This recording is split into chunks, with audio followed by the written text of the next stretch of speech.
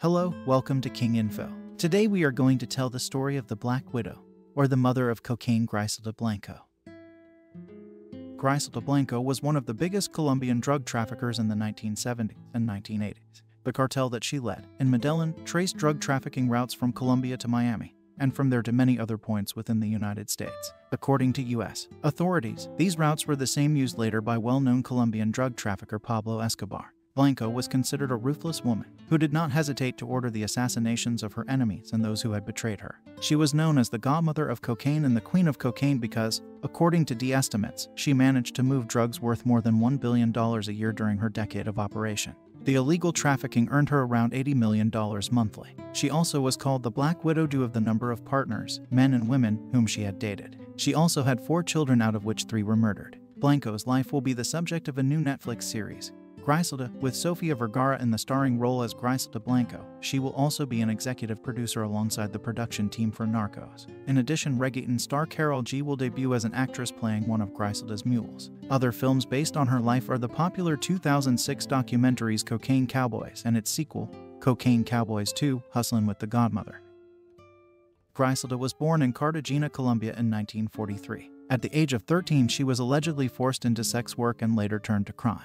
While still a child herself, Blanco allegedly kidnapped an 11-year-old boy. When his family refused to pay his ransom, she murdered the child, according to reports. She was married as a teenager to a gangster and the couple had 3 children. When the couple divorced, he was found dead. Many suspected Blanco to have killed him. By the 1970s, she married fellow gangster Alberto Bravo. Bravo introduced her to Colombia's notorious Medellín Cartel, whose most famous leaders were Fabio Ochoa and Pablo Escobar, according to news articles and reports. She and Bravo's frequent trips eventually caught the attention of the U.S. government in what was known as Operation Banshee. Blanco and Bravo were living in Queens, New York, when the U.S. Drug Enforcement Agency intercepted a reported 150 kilograms of cocaine from Blanco. She and 30 others were indicted on federal drug conspiracy charges as a result. But by then, Blanco had already fled to Colombia, where she killed Bravo in a shootout after beginning to suspect him of stealing money, as stated in the documentary. She reportedly remarried and then had her 3rd husband killed, thus earning her the scary nickname, the Black Widow. By the late 1970s, Blanco had snuck back into the U.S.